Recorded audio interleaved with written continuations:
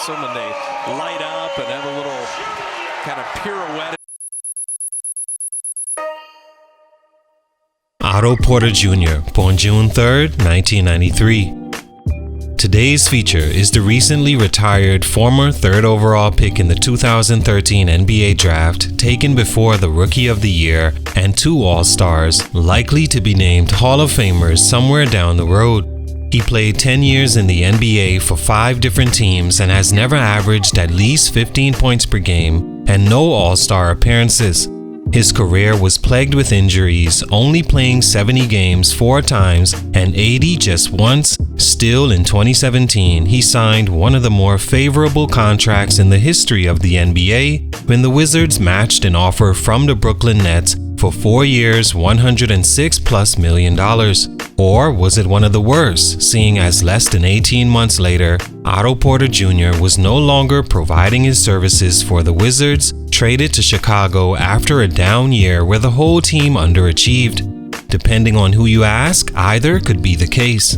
Also, depending who gives you their opinion, Otto Porter Jr.'s career incomplete can go either way as well, with some feeling for the third overall pick in the draft to never quite reach the star potential everyone said he had leaving college, or even to the point you'd consider him a championship-level third option, makes him not only a bust but a total wasted pick, seeing as Washington didn't have time to wait on his potential, and the rest of the teams he's played for only received a small sample size of a player that wasn't often physically able to make a solid return on investment. On the other side, mainly the player's perspective, or someone who thinks about life a little bit different, Otto Porter Jr. did exactly what was needed as far as achieving a lifelong dream, securing what could be generational wealth for his family, and playing just the amount of years needed to receive the maximum lifetime pension an NBA player can earn, all at still only 30 years old. Oh, and let's not forget, he also won a championship in 2022 with the Golden State Warriors after playing maybe the luckiest 63 games with a team ever. To be able to do all that in your life overall, not just the game of basketball, gives Otto Porter Jr. a comfortable platform to rest on and challenge anyone that questions his basketball journey. Entering the NBA, he was the prototypical player for the small ball 3-and-D infatuated era of the 2010s, coming from a historic college program in one of the weakest drafts of all time top to bottom. The hope was he could evolve into a great third option to John Wall and Bradley Beal, cementing the Wizards' young core 3 going forward, but after 5.5 years of underachievement, plans were scrapped and Otto Porter's potential sense went on a steep decline by the year, and here we are today. Did Otto Porter Jr. do what he was supposed to as a player, or was he a huge bust that underachieved on the court? 3 reasons many may agree with the latter. Let's talk about it. Salute to Vegan Bari for this request. It's your boy JC Stunted Growth. Get it, man. Take a minute to like, subscribe, and comment on who I should do next. Otto Porter Jr. is from St. Louis, Missouri, the son of both a basketball-playing father and mother who, like mentioned, fit the build of the prototypical pro basketball player. He was a 6'8", lanky 198 pounds at his peak, but always played that physically gifted role on the court since high school for Class 1 powerhouse Scott County Central in Sikeston. He was a 4-year starter that led them to 3 total Class 1 state championships as one of the best players in the state his junior and senior years. Recruited by mainly Midwest schools like Kansas and Missouri, Porter Jr. had Georgetown on his mind for a chance to play for John Thompson and help bring the Hoyas name back to prominence. He came in as an immediate starter as the team lost just 9 games on the season, winning 24 and making the 3rd round of the NCAA tournament.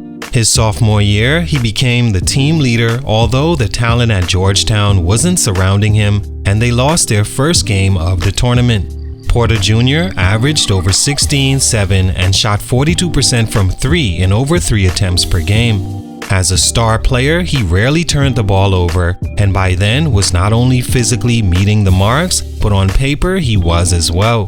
Going into the 2013 draft, he was a lock top 3 pick. Stunt number 1, a slow start.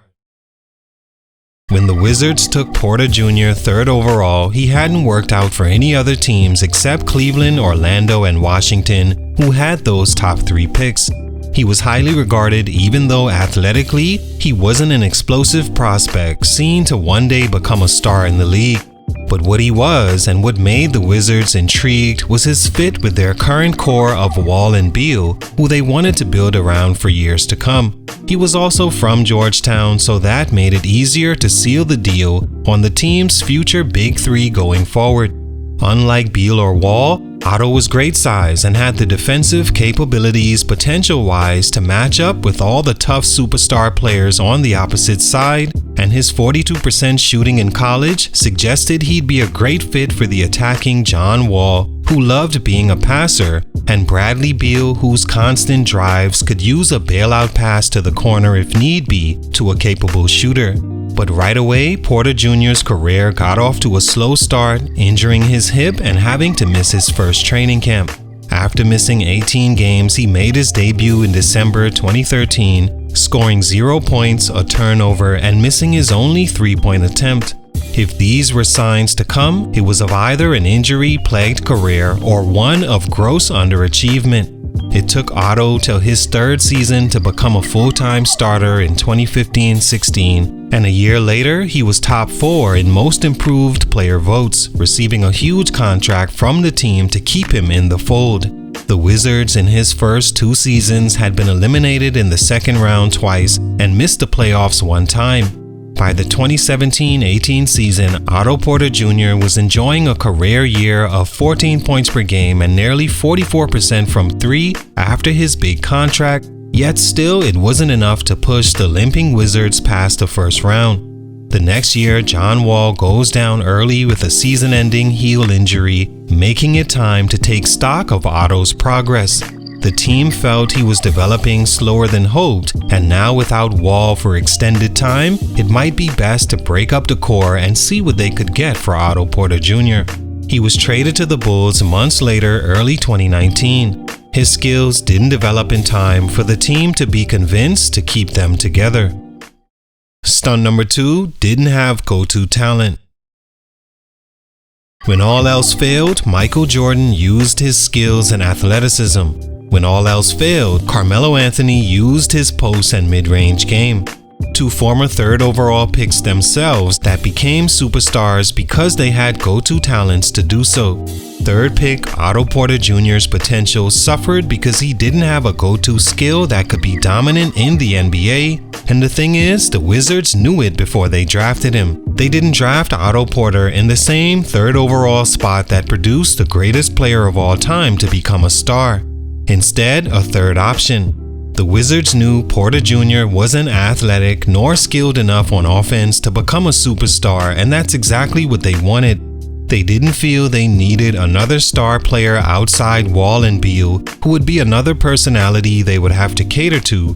They just wanted a guy that could shoot and knock down open shots at a high efficiency and play defense at a high level on the next team's best player, a complementary piece. But yes, the Wizards gravely reached for Otto Porter Jr. even in the weak draft of 2013. There's nothing on the court I'd point to and say, if you need this or that, Otto Porter Jr. can give it to you, except maybe his ability to defend because of his size. But getting to the basket using his dribbling skills and making a play, not so much. Post-up game, non-existent. Athlete on the fast break, seldom. Clutch gene or showmanship that at least filled the seats, forgettable. So when John went down, it was easy for the Wizards to trade Otto Porter not long after, seeing he wasn't going to be the individual player nor team connecting 3rd wheel that could lead them to contention. Stunt number 3, plaguing injuries. Otto Porter Jr. came into the NBA hobbled and left the same way after a foot injury in Toronto led to season-ending surgery that led to retirement at 30 years old.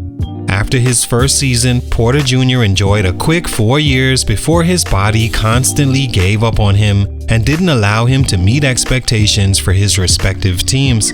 For the Bulls, it was a nagging foot injury that saw him only play 53 games in the 3 seasons he was a part of the team. Same foot soreness that caused him to miss games in his 63 with the Warriors, and of course the season-ending surgery with the Raptors in 2023, limiting him to just 8 games on the 22-23 season and 15-23-24. Porter's body got old fast and his career aged just as quick.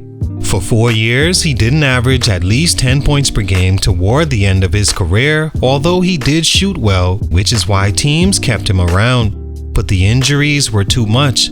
They became the talk of his career after his big contract and a huge reason why he never met his potential. He arguably never played a full healthy season in the NBA. All in all, Otto Porter Jr., if you ask me, can be two things at once. There really is no need to decide either way. Yes, he was a bust as a player, and yes, he had a great career as far as earnings and being a part of a championship team. Now at a retired 30, he's young enough to do whatever else in life he's always wanted to do and provide for a lot of people that matter to him. In the most important way, life, he was a success. But on the court, for these reasons, his growth was stunted. Salute, much respect. It's your boy JC Stunted Growth, and I'm out.